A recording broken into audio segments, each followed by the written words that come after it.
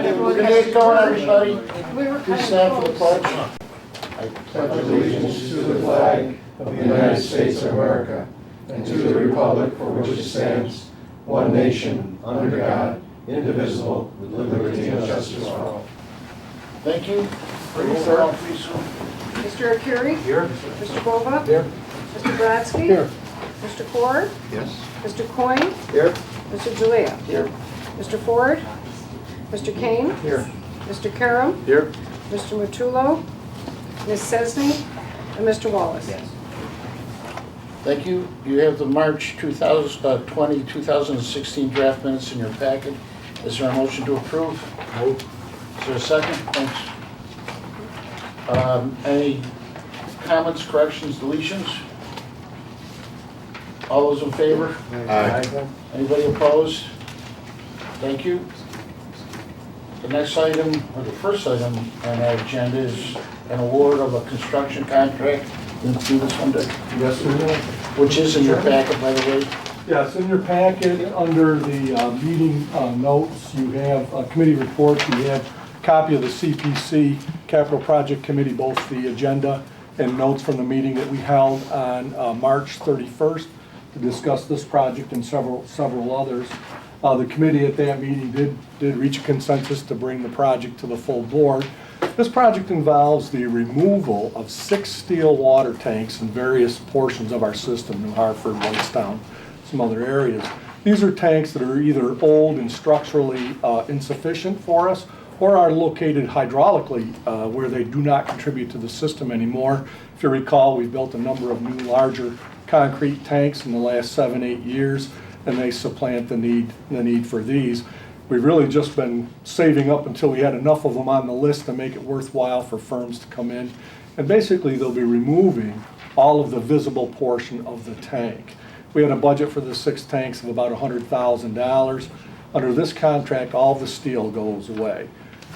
Further contracts will be let for some minor surface restoration. Over the last year and a half, our own crews have been going in, terminating all the connections, making sure the valves were closed, the tanks were drained, so it was ready for the contractor to do the work. We did go out for a bid. We had 5 bids, and the low bidder was a company that's done work for us before, Global Contracting and Painting, on a couple of tanks, most recently the Pleasant View tank up in Marcy, Deerfield area, the tall tank. They reconstructed, repaired, and painted that for us. But they came in at a low bid of $54,816, which leaves us enough to do the rest of the work we need. We've worked with Global before. We're actually getting the same foreman that was on our last job, so we would recommend that we award to Global. We do have each tank priced separately, so if they get into one and we decide we don't like their work, we can certainly make a change there. But we would recommend Global and had confidence that they would do a good job. And we reviewed this with the committee. We're back on the 31st. Is there a second? Thanks, Bruce. Any comments or questions, concerns? Yes, Donnie? Yeah, do we have any plans for the property that these tanks are sitting on? We discussed that a little bit at the meeting. At this point, no, we would keep the land in the possession of the Water Authority. However, it doesn't mean that in the future we might, but what we want to do is work on the sites, improve them enough so they are appealing to the neighborhoods and not any kind of a hazard. Even though it's not suitable for a tank, all of these may be locations where we might want an inline pump station or something like that in another facility. We have occasionally declared property surplus. I'm not saying it'd never happen with this, but we would take a pretty close look at it before we Like did. up on Merritt Place and some other ones are right in backyards. Yeah. Well, up there, we actually are dealing with a homeowner, a neighbor, who's going to give us an easement for doing some of the work that's going to make it easier, and he would like perhaps a portion of the property. But we'd have to bring that to committee. We said that's subject to the board approval. So that's one small portion, not the entire parcel possibility. Yes. Is there any issues with any hazardous materials, whether it be asbestos or other issues? Not asbestos, but these tanks do have lead primer, and that's why the tanks are disassembled in accordance with the regulations for dealing with lead-based paints. The surface paint is fine. That's what we've done, but the red lead is underneath all of them. Yeah. So the abatement and stuff, is that It's all included done. within the contract? Yes, it is. Okay. Yeah. Yeah. Anything else, Sid? Anybody else? All those in favor? Aye. Anybody opposed? Thank you. Within your packet, you have the quarterly investment statement ending 12/31/16, which needs approval. Jim? Yes. Just as a reminder, in accordance with Public Authorities Law, we are required to present to you a quarterly investment statement showing the investment balances, any earnings on those investments, and any fees that are associated with it. This is for the fourth quarter, the entire year. And so this is the annual income and fees that are associated with these investments. You'll see some of the bonded funds are going down to zero. That's a result of when we went out for the most recent bonding, we did some refinancing, so those actually went down to zero. 2006, 2003 have been gone since the 2012 bonds. 2008s will go away. We only have a couple more payments on those. So these are the balances. The only other item is the EFC issues. There's a fee that's calculated. That's why those fees are a little larger. It's a fee that the EFC Corporation assesses as part of their larger bond issues. They go out to bond for millions and millions of dollars, and then they pass on those savings to us. Hey Jim, I Yes. have a question. On the items of the investment for certificates of deposit, there's a range there, the current rate / yield, 50 basis points to 230. Is that, how's that range so? Because some of them were only investing for 3 months, 6 months. Oh, so those are several Absolutely, CDs within yes, there. those are many, It's not many, one. no, those are many, many. CDs. That's a lot, that's pretty good. If you think about it, we never invest more than $248,000, so. For the insurance purposes? Exactly. Anything else, Rocco? Nope. Any other questions for Jim on this? We need a motion to approve, please. I'll move it. Is there a second? Second. Thank you. Any further discussion? All those in favor? Aye. Anybody opposed? Thank you. And while we're with you, Jim, do you have anything on the financials? No, I think also you have, just real quickly, you have the March financial report. Consumption compared to last year is actually slightly above, which is good. But keep in mind, 2016, we had a pretty big dip. Not a large dip, about 9 million cubic feet. You're talking, that's approximately 2% on our consumption, annual consumption. Revenues are up compared to last year and also compared to budget. And cash, we have outlays at the beginning of the year, and so we're recovering. We pay out insurances, workers' comp, and property and liability insurance. So we take a dip in the first couple months, but we start recovering in the subsequent months. So we're starting that recovery now. Any questions for Jim? Thanks, Jim. Pat?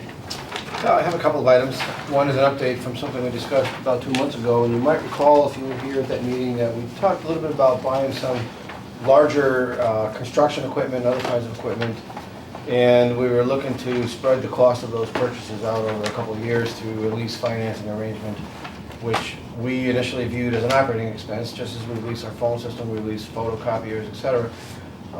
But after some research and some legal determinations from Ken and also from bond counsel, we determined that we couldn't do that without having that authorized by the Water Finance Authority. The other 5-member board that is sort of the borrowing wing of the overall organization, because under our enabling legislation, only the Water Finance Authority is allowed to issue debt. And we determined that this type of lease financing was actually a form of debt because of some accounting rules. And so, at the time, we were still looking into it. And I just wanted to report back that last Wednesday, the Water Finance Authority met and did approve and pass a resolution authorizing the lease financing of those things, so those purchases are moving forward. Jim will be shopping for rates and be getting quotes from local banks and financing companies to put together the most competitive package that we can on the financing itself.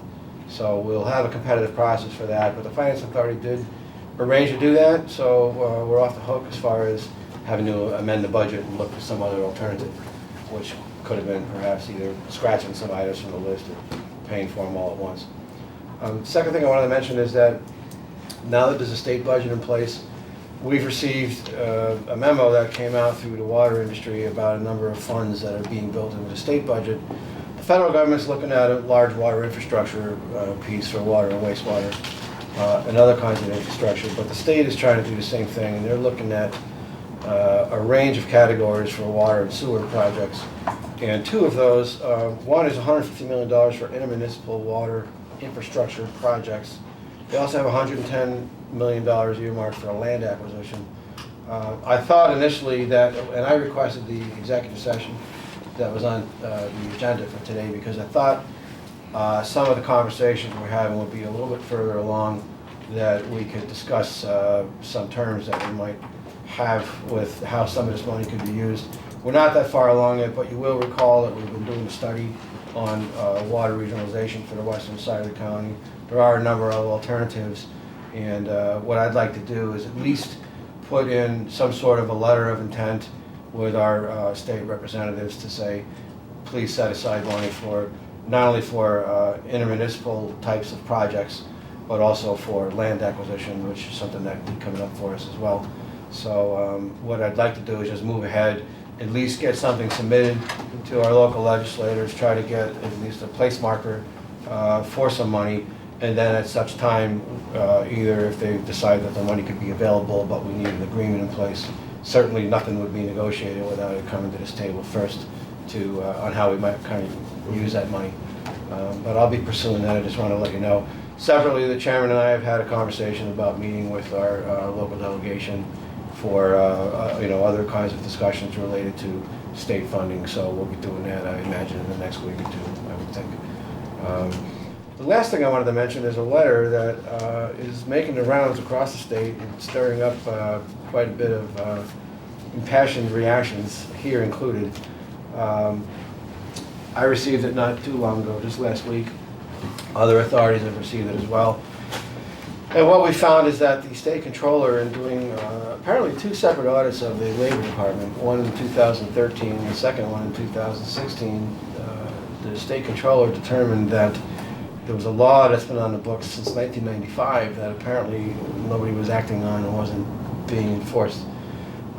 That law was then amended in 1997. Portions of it were amended in 2001, again in 2003, again in 2005. Yet nothing was ever brought to our attention, nor some of the other local authorities, nor many of our counterparts across the state within the water industry. And what that letter says is that there is a infrastructure fund, Public Works Contract Infrastructure Fund, that we are apparently obligated to submit monies to whenever we do a public works project. It's 1/10 of 1%. So if, for example, we're going to build a 6 million gallon tank. Blood from each director. Yeah. So under this, and they sent this letter out. Essentially, there's a acknowledgement page I'm supposed to sign and send back by next week, agreeing and acknowledging that we have these obligations under the law. And it says that if we're doing a contract for $3 million to build a tank, 1/10 of 1% of that cost is then supposed to be remitted to the state labor department. Another example would be our paving contract. I'm assuming, and Ken, you can tell me if I'm off track, but if we have a contract that I just signed for $670,000 for paving restoration, I would assume that means it's a public works project or contract. We'll have to clarify these definitions, but that's something that goes on for 6 months out of the year. And the reporting requirements are that every month we have to then submit a new report to the Labor Department detailing how much we've been spending and how far along the contract is, and remittance of dollars with each month. What's the Labor Department doing with the money? Well, that's a great question. My guess is that this all started in 1995 because they were trying to shift some general fund operations off budget and have it paid for by user fees, which meant just passing it along to people like us. My question is, after 22 years of nobody paying into it, or very few people paying into it, Nobody noticed. Why do we have to do it now? Yeah, that was my question. What's that? Is it retroactive? Well, we don't know yet. Literally an hour ago, I was talking to my counterpart at Wayne County Water and Sewer, and I talked to him last week, and we've been talking to Onondaga County Water, Monroe County Water, they've all had their attorneys looking at it, Suffolk County Water Authority on Long Island. And the big concern everybody has is if we sign this acknowledgement and send it in, are they now gonna come back and say, great, now that you've acknowledged it, you owe us 20 years worth of records and a lot of dollars? Well, can't the chairman approach our representatives and all? It's on the list. It's on the list. Because I think that's the first step, is find out. Yeah. Yeah, it's ridiculous. Now, the letter says that if I don't sign this thing and send it back by April 27th, we could put on some watch lists in the controller's office for further enforcement actions. But, you know, I personally, I think it's just, Bring it on. it's just a huge waste of tax Do they dollars. know our record against New York State? I don't know. But I wanted to make you aware of it because it's, again, it looks like it's another layer of bureaucracy. We did a little bit of research, Ken has looked into this a little bit so far, and it appears that one of the triggers that might be bringing this back to the forefront was, besides the follow-up audit by State Controller DiNapoli, apparently there's a bill introduced in January in the legislature to actually create an enforcement team. So I guess they'd have some sort of inspectors or auditors that would fan out across the state to make sure this is all being done. Other than funding major portions of the Department of Labor general fund expenditures to ease the state budget, I don't really know what else it could be used for. But it's not unlike the state shifting its Medicaid costs down to the counties and shifting other So costs. basically, it equates to $1,000 per $1 million, right? Yeah, It's, I mean, it's not a lot of money, but why should we have to pay it? it's the reporting requirements. They're taxing. It's tax dollars and it's reporting. Gotta If remit it money. goes retroactive, I'm sure, but if Sure. we're going forward, it's. They're loading us up right now with so many reporting requirements that we're gonna end up having one full-time position here that does nothing but file reports down in Albany. Whether it's subcontracting for minority women business enterprises, whether now there's a new subcontracting requirements for disabled veterans, there's a whole slew of things that, and some of those only apply to us because we were created by the state, but don't apply to people like Onondaga County Water Authority because they were created by the county legislature, not by the state. So when the governor issues executive orders on state agencies, that covers us in its umbrella. Change our charter. No, we don't want to. But as far as this other thing goes, next week, a couple of us are going to be up at Saratoga for 2 days for the New York State section of the American Water Works Conference. It's an annual meeting in the spring every year, and we're already setting up an ad hoc meeting to discuss this particular requirement. And as far as I know right now, most of the other authorities are going to sign the letter and send it back in. But we're talking about some sort of a legislative, push to have this thing repealed in some fashion or modified. If nothing else, to make sure it's not retroactive. But personally, I don't see any purpose for it. I think it's a complete waste of tax dollars. It's just another bureaucracy that, is going to take up overhead on these projects and reporting time on us. And I don't see any purpose for it. It doesn't seem obvious, at least, if there is. Well, Usually they have like a sunset provision where it expires and then it gets. Well, No taxes expire in New Yeah. York State. You'll expire before the taxes. Well, that concern I have is right now it's 1/10 of 1%, but who's to say it's not going to become 5/10 of 1% or, keep growing after that? I don't know. Yeah, Yeah, so, hey, Eddie, Oh, yeah, yeah. have a seat. Thank you, Bruce. Any other good news, Pat? Oh, sorry, Eric. No. Yeah. Yes, sir, I'm sorry. Well, in regard to back to the other point that you made about the possible federal and state financing, would it possibly be in our best interest, how like you have a grant writer for a town, to hire somebody to lobby for funds for the water board and It's something that we've talked about in the past. I don't know that we've ever gone to the step of saying, let's hire a lobbyist, but we have at times used outside experts to help us, fill out applications. We had O'Brien and Gear Engineers submit an application on our behalf for some funding just last year because they had a lot of experience doing that for other agencies. So when it's something that's more complicated and involved, this I suspect because right now there's no formal process to how to apply for that money, at least early on, it's just going to be a letter. indicating we have a project, we're seeking funds, please let us know and make us aware when the application process goes open. And then at that point, depending on what kind of information they're looking for, we can consider whether we need assistance with the application. As far as the lobbying piece of it goes, really that's a board decision, it's a policy decision. Certainly nothing that I could do. Because there's quite a few, sounds like there's quite a substantial amount of money out there. Not everybody's gonna get it. Right. I had another point too. In regard to the thing that you have to sign by, I believe you said April 22nd or something. Is it possible, or is it feasible, I guess is a better word, that you might have the attorney with you? Because, you know, I mean, as far as simply signing it, no problem. My concern is back to 95. Sometimes lawyers negotiate, you know. I don't know if that's good or bad, but I mean, I just wanted to. Yeah, and as I mentioned at the outset, I did send this over to Ken Barbaro, who's already looking into it now, our general counsel, who's here tonight. And he will be conferring some more before I go ahead and sign this. Before you actually sign. Yeah. Well, rather than sign it though, can't you have Ken just draft something up saying you received acknowledgement of it and that it's under review by our attorneys? Yeah, I mean, At least you say that you received it, but you're not signing it. that's another thing that we're going to look at, and we're probably going to have a conference Well, call. you're not a Scott law. Right. Yeah, and I mentioned next week we're at a water conference where we'll be discussing it face to face, but that's after the deadline. So, as I said, my counterpart at several other water authorities across the state we're all looking to set a conference call up for later this week to just kind of kick it around and see what everybody else intends to do. But you know, even if I do agree with him, that even if the rest of them do sign it and send it in, I like this approach, you know, acknowledge the fact that you got it. Do it under protest. We're under the advisement of our attorney, you know, and then, you know yourself, we're dealing with New York State. They're gonna move real slow on this anyway. Yeah. Well, we'll see. 20 years will be half. Well, they've already moved for 20 years, that's what it's about. Right, that's right.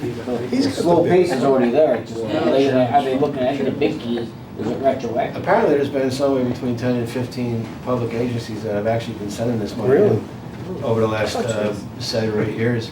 Out of, I think they sent 620 something across the state. So it's only been, I'm going to guess 5% compliance or less. But if they go back 20 years, it's $500,000 for us. Well, we'd have to count that, but we've done roughly $60 million in capital improvements since we were created. And What's a tenth of 1%? so that would be. So that's 600,000. 600,000. It's a $500,000. I think it's 60,000. 60 million? 60,000. So- 1/10 of 1%. Well, 10% would be 6 million. 1% is 6 million. Yeah, so I think 1/10 of 1% would be 60,000. Bruce just lost that account. That's okay. Nevertheless, we have better things to do with $60,000 than send it into a black hole and all. That's a lot of. Else it's yours. Spend another 60,000. Just one on the watch list. Yeah. So unless there are any other questions for me. What was our attorney fee? That completes, unfortunately. That's it? my report. Well, that's the problem. You have nothing else? So is Any, it your intent to go ahead and sign that, or? Well, I'm gonna confer with our attorney first, and then I'll confer with the chairman, and we'll figure out what to do over the next week or so. We'll put it back. Yeah, I have no problem responding to it directly myself. And actually signing it? No, I never signed anything. Oh. But I have no problem responding. Sure. Something we will discuss and. Yeah, we'll see. Obviously, that's why we have counsel. There you go. Exactly. Any other questions for Pat? Any old business? Yes, just briefly, we are about due for getting our annual audit from last year.